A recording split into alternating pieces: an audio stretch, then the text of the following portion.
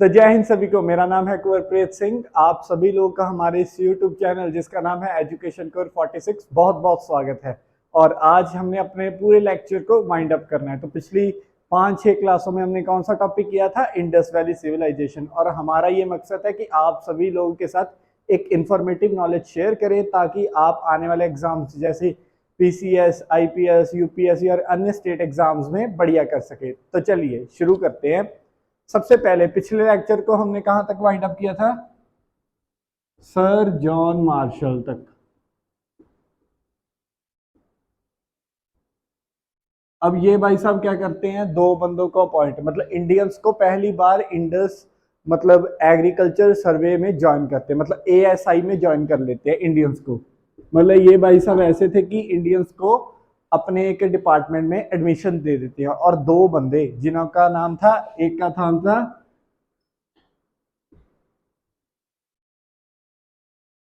एक का नाम था दयाराम साहनी और एक का नाम था आर डी बैनर्जी।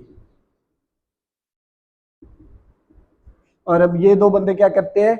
ये दो बंदे ना अलग अलग लोकेशन पे दो शहरों की खोज कर देते हैं। एक करता है मोहनजोदारो की खोज और एक करता है हमारे हड़प्पा सिविलाइजेशन की खोज।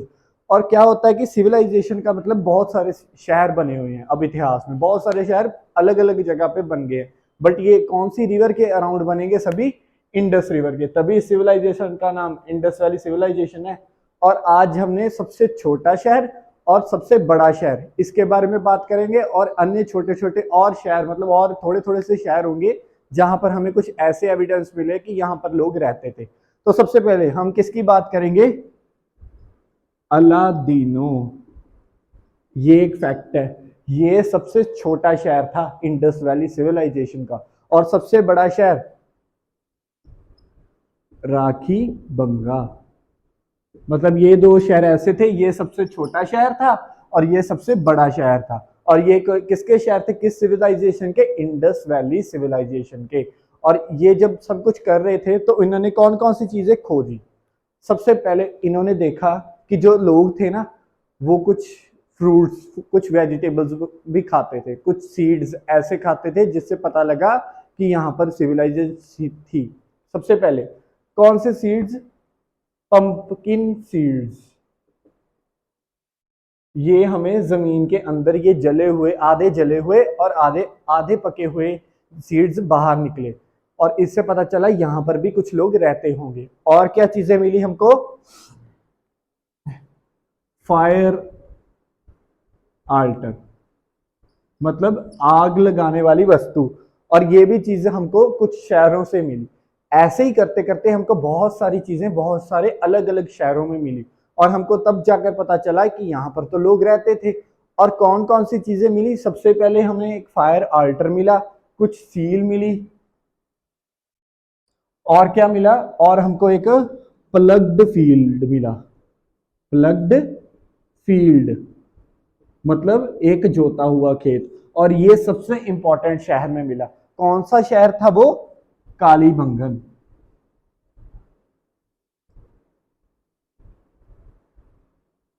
ये सबसे इंपॉर्टेंट शहर है क्योंकि ये यहाँ पर एक पूरा का पूरा एक खेत ही मिल गया जमीन के अंदर से। और सबसे पहले अलादीनो सबसे छोटा शहर, सबसे बड़ा शहर राखी बंगा। फिर तीसरे नंबर पे जो इंपॉर्टेंट शहर था वो था कालीबंगन। और वहां पर हमको क्या मिला? Ploughed field. और फायर ऑल्टर भी कहां पर हमको मिली? यहीं पर कालीबंगन में। और हर एक शहर में ना हर एक चीज मिली। ऐसे ही फाइंडिंग्स होती गई। और फाइंडिंग्स करते करते करते करते हमको पूरी सिविलाइजेशन का पता लग गया और हमको एक टाइम पीरियड भी पता लग गया। क्योंकि टाइम पीरियड का पता कैसे लगता है? जब कोई चीज जितनी अंदर जमीन में गड़ी होगी ना उतनी ही वो पुरानी होगी, उतना ही टाइम ज्यादा मतलब जमीन के अंदर होगी वो। ऐसे ही करते करते हमको इतनी सारी चीजें मिल गई जहां से सिद्ध हुआ क्या कि यहाँ पर भी इंडिया में भी सबसे पुरानी सिविलाइजेशन थी जिसका नाम था इंडस वैली सिविलाइजेशन।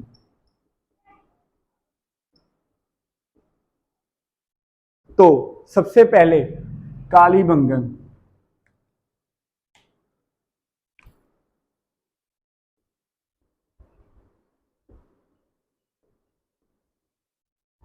फिर मोहनजोदारो, फिर धोलावीरा। अब आपके लिए एक होमवर्क क्या है, आपने आज के टाइम पे ये सारी लोकेशंस की असली जगह बतानी है। मतलब आज ये इंडिया के किन शहरों में और पाकिस्तान के किन शहरों में ये प्लेसेस एग्जिस्ट करती हैं। एक का मैं बता देता हूँ, धोलावीरा आज के टाइम पे ना गुजरात में।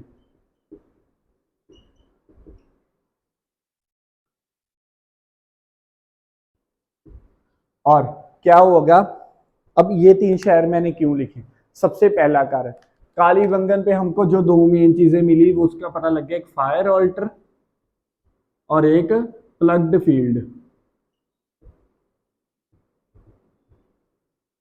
और धोलावीरा का सबसे इंपॉर्टेंट पॉइंट जो कि बहुत सारे पेपर्स में पूछा गया है, उसका मेन पॉइंट क्या है, यहां पर क्या मिला, एक वाटर रिजर्वोयर। अब रिजर्वोयर का मतलब क्या होता है, वो जगह जहां पर पानी को इकट्ठा किया जाता है, जिसके हिसाब से हम क्या करते हैं, हमारे पानी को जमा करते हैं। ऐसे ही पुराने लोगों ने क्या किया, पानी को एक जमा करने की एक प्लेस बनाई, मतलब एक जगह बनाई। तो आप सोचिए कि उन लोगों का माइंड कितना आगे था। अगर वो सिविलाइजेशन इंडिया से गायब ना हुई होती तो आज के टाइम पे इंडिया कहां पर होता, वर्ल्ड में इंडिया की कौन सी प्लेस होती, कहां पर नॉलेज के मामले में हम एग्जिस्ट करते। बस फर्क क्या है कि हम तेजी से आगे बढ़ने के चक्कर में अपनी सिविलाइजेशन को अपने आप ही खत्म कर देंगे, और ऐसा ही हुआ। फिर क्या हो, मोहनजोदाड़ो में क्या मिला, एक ग्रेट बाथ। मतलब आप सभी लोग पूल वगैरह में तो जाते ही होंगे। अब पूल में क्या, बहुत सारे लोग एक पौंड में नहाने के लिए आते हैं। ऐसे ही इन लोगों ने भी क्या किया, एक बहुत सारा बड़ा बाथ मतलब बाथ टब बनाया, जहां पर पानी जमा किया और वहां पर वो नहाने जाते थे। और इससे ये भी पता चलता है कि ये लोग कितने एडवांस थे, मतलब नहाने के लिए एक प्रॉपर प्लेस बनाई हुई थी। और मैंने आपको सबसे पहले भी बताया, दो तीन लेक्चर के पहले में, इन्होंने क्या किया हुआ था, ड्रेनेज सिस्टम, मतलब पानी कैसे अंदर आएगा और नालियों का सिस्टम कैसा होगा, ये भी चीज उन्होंने बनाई थी। मतलब इससे आप इन लोगों का दिमाग चेक कर सकते हैं भी क्या क्या चीजें ये सोच रहे हैं। जब पूरा वर्ल्ड अभी पैदा हो रहा है, तब इंडिया के लोग क्या कर रहे हैं, अपने आप को ग्रो, दिमाग के एरिए से ग्रो करते जा रहे हैं। और ग्रो ऐसे कर रहे हैं कि ये पर आगे ही बढ़ रहे हैं। अभी इतनी स्पीड में आगे बढ़ेंगे कि उतनी ही स्पीड में नीचे भी आएंगे। वही एक कहावत है ना, जो चीज जितनी ऊंची जाती है उतनी तेजी से नीचे आएगी। ऐसे ये भी लोग क्या होंगे, जब इनका दिमाग जितना तेज चलेगा उतना ही तेज ये नीचे भी आएंगे। और ये तीन शहर हमने पढ़ लिए और इनकी मेन चीजें हमने पढ़ ली। आपका ये दो का होमवर्क है कि आपने ये दो शहरों के नाम और आज के टाइम पे ये शहर कहाँ एग्जिस्ट करते हैं उसके बारे में बताएंगे।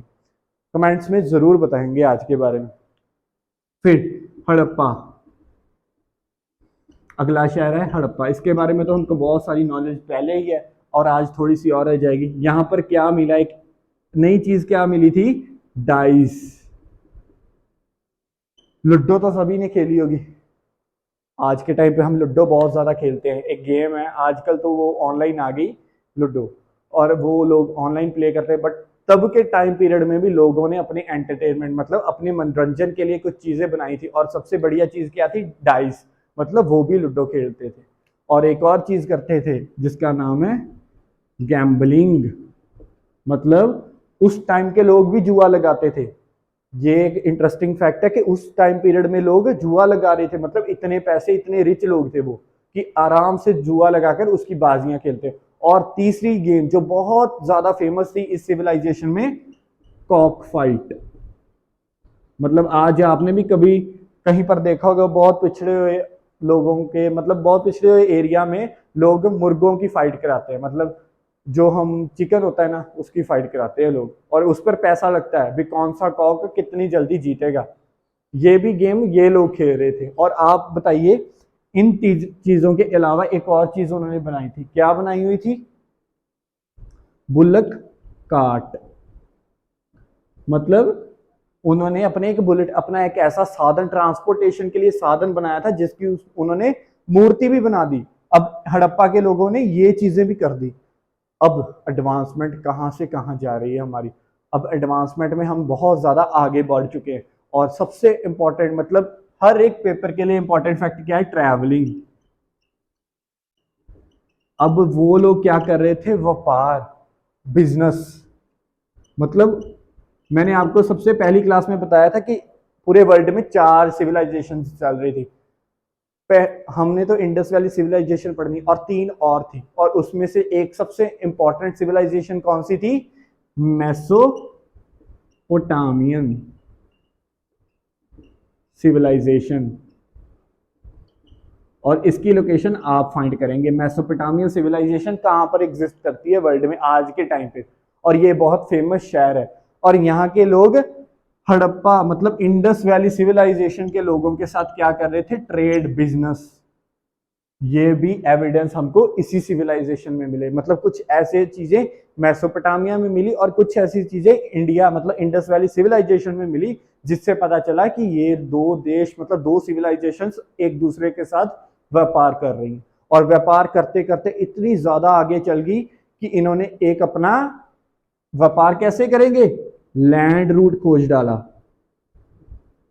सबसे पहले आपने ये सिविलाइजेशन आज के टाइम पर कहां पर है वो चीज फाइंड करनी है, और एक और उसके साथ ही एक फैक्ट है कि इन्होंने लैंड रूट फाइंड कर लिया। मतलब ऐसा एक जगह, ऐसी ट्रांसपोर्टेशन बना ली और ऐसा इंफ्रास्ट्रक्चर क्रिएट कर लिया कि जहां पर से ये एक सिविलाइजेशन से दूसरी सिविलाइजेशन की ओर जा सकेंगे, और एक दूसरे के लोग इधर से वहां, वहां से यहां जाते थे। और ऐसे ही करते करते इनके बीच में एक बिजनेस मतलब एक ट्रेड भी चल पड़ा। और अगला इंपॉर्टेंट शहर कौन सा था? लोथल। अब ये सर लोथल क्यों इतना इंपॉर्टेंट है? क्योंकि ये पहला, इस सिविलाइजेशन का ये पहला मैन मेड पोर्ट था। पोर्ट मतलब बंदरगाह, मतलब जहां पर शिप्स वगैरह आएंगी, ऐसा कोई एक जगह पोर्ट बनाई हुई थी। और ये पोर्ट ऐसा था कि यहां पर पहला इंसान ने पोर्ट बनाया। मतलब एक तो होता है नेचुरल डॉकयार्ड बना हुआ, ये इंसान द्वारा पहला ऐसा सिटी मतलब पहली ऐसी जगह थी जहां पर इंसान ने पोर्ट मतलब इंसान के बनाया हुआ एक बंदरगाह था। और ये भी कौन सी सिविलाइजेशन में है? Indus valley civilization. मतलब हर एक शहर की एक इंपॉर्टेंस थी, और ऐसे आप देख सकते हैं कि इंसान की इंपॉर्टेंस उसके शहरों के थी, मतलब उसकी शहरों की वजह से हर एक इंसान की इंपॉर्टेंस थी। और ऐसे करते करते क्या हुआ कि ये भी देखा गया यहाँ पर कितनी बार फ्लड मतलब एक ऐसी नेचुरल कैलामिटी आई जो कि ओशन मतलब दरिया की वजह से थी, मतलब सी की वजह से जो फ्लड आता है ना, भूचाल, जो पानी की वजह से भूचाल आता है। यहां पर यह भी देखा गया 7 बार यहां पर फ्लड आया था। और ये भी सिम्टम्स हमें कहां से मिले? वही चीज खोदने की वजह से। हर एक शहर को खोजा गया, मतलब ASI archaeological survey of India ने हर एक शहर को खोजा। ऐसे ही खोजते खोजते क्या हुआ, हमें हमारी पूरी सिविलाइजेशन के बारे में पता लगा। और अब इकोनॉमी कैसी थी इसके बारे में कुछ इंपॉर्टेंट फैक्ट्स। और किसके बारे में? इंडस वैली सिविलाइजेशन के बारे में। क्यों? क्योंकि ये है एक एग्जाम पॉइंट ऑफ व्यू की अब क्लास, मतलब अब से जो लेक्चर है ना, ये एग्जाम के पैटर्न की तरफ चल जा रहा है। मतलब कि ये जो पॉइंट है ना, ये अक्सर पेपरों में आए हुए हैं, आएंगे और आते ही रहेंगे, क्योंकि ये ऐसे फैक्ट हैं जो कभी मिटे नहीं जा सकते। सबसे पहला फैक्ट क्या था कि लोगों ने अपनी फ्री एक्टिविटी के लिए क्या किया? 2 चीजें मैंने आपको बताई थी। एक तो उन्होंने डाइस मतलब लूडो की गेम खेली, और एक क्या था फैक्ट? गैम्बलिंग मतलब जुआ। अब जुआ भी एक फेमस एक्टिविटी थी जो कि ये लोग करते थे। और एक और फैक्ट क्या हुआ? सील्स मिली हमको कुछ, मतलब जमीन में से गड़ी हुई कुछ ऐसे सिक्के, कुछ ऐसे चीजें जिन पर कुछ चीजों की ड्राइंग बनी हुई थी। मतलब क्या ट्रेड हो सकता है, कौन सी लैंग्वेज थी, इस सभी के बारे में हमें कहां से पता चला है? इसी सिविलाइजेशन की वजह से। और एक और फैक्ट क्या? नो स्लेवरी, मतलब किसी को इस सिविलाइजेशन में गुलाम नहीं बनाया गया। अब ये एक इंपॉर्टेंट फैक्ट है। इजिप्ट सिविलाइजेशन के बारे में सभी ने पिरामिड्स के बारे में तो सुना ही होगा। अब पिरामिड बना कैसे था? एक थ्योरी है कि पहले इंसान को स्लेव मतलब गुलाम बनाया गया, फिर उससे पत्थर ऊपर की ऊपर लेकर जाए गए, फिर जाकर उन्होंने एक पिरामिड बनाया। ये तो थी इजिप्ट के बारे में। इंडिया में क्या था? इंडिया में कोई भी गुलाम किसी का नहीं था, और ना ही कोई यहाँ पर नो किंगशिप, मतलब कोई राजा नहीं था, कोई राजा नहीं, कोई प्रजा नहीं, सभी एक समान, एक लेवल पे। बस कुछ थोड़े ऐसे इंपॉर्टेंट लोग थे जो थोड़े से दूर, मतलब थोड़ी सिविलाइजेशन के थोड़े से दूर में ही रहते थे, थोड़ी ऊंचाई पे। और जिस ऊंचाई पे वो लोग रहते थे उस एरिया का नाम क्या कहते हैं? सीटाडेल। मतलब एक ऐसी प्लेस जो थोड़ी सी ऊंचाई पर, हाइट पर होगी, और वहां पर कुछ इंपॉर्टेंट लोग रहेंगे और बाकी सारे लोग एक एरिया में रहेंगे। यही फर्क है बस। कोई किंगशिप रूल नहीं था इस सिविलाइजेशन में, ये पॉइंट सबसे इंपॉर्टेंट है। नो वॉरफेयर, मतलब अगर कोई किंग नहीं तो कोई लड़ाई नहीं, कोई जंग नहीं, किसी प्रकार की जंग नहीं हुई इस टाइम पीरियड में। अगला इंपॉर्टेंट फैक्ट, एग्रीकल्चर के पॉइंट ऑफ व्यू से कौन कौन सी चीजें ये लोग खाते थे और उगाते थे? सबसे पहले वीट, मतलब कणक, बार्ले, सीड्स, जो मैंने पहले बताया था ना पंपकिन सीड, वो भी इसी में आता है। चिकापिया, ये भी एक प्रकार का सीड होता है। और एक और मस्टर्ड। ये सारे एग्रीकल्चर पॉइंट ऑफ व्यू से इंपॉर्टेंट है। बस आपके सिलेबस में ना इतना ही है। Harappa civilization, Indus valley civilization, ये कौन से टाइम पीरियड की सिविलाइजेशन थी? 2600 से लेके 1900 बीसी तक की, बस। और इस टाइम पीरियड में यही सारी चीजें हुई और सारे इंपॉर्टेंट शहर हमने खत्म कर लिए। कौन कौन से साइंटिस्ट आए थे वो खत्म कर लिए, और कौन कौन सी चीजें मिली वो खत्म कर ली। और थोड़ा सा फैक्ट, और एक फैक्ट रह गया, कौन कौन से एनिमल्स के निशान, मतलब साइन मिले? एक था कैमल,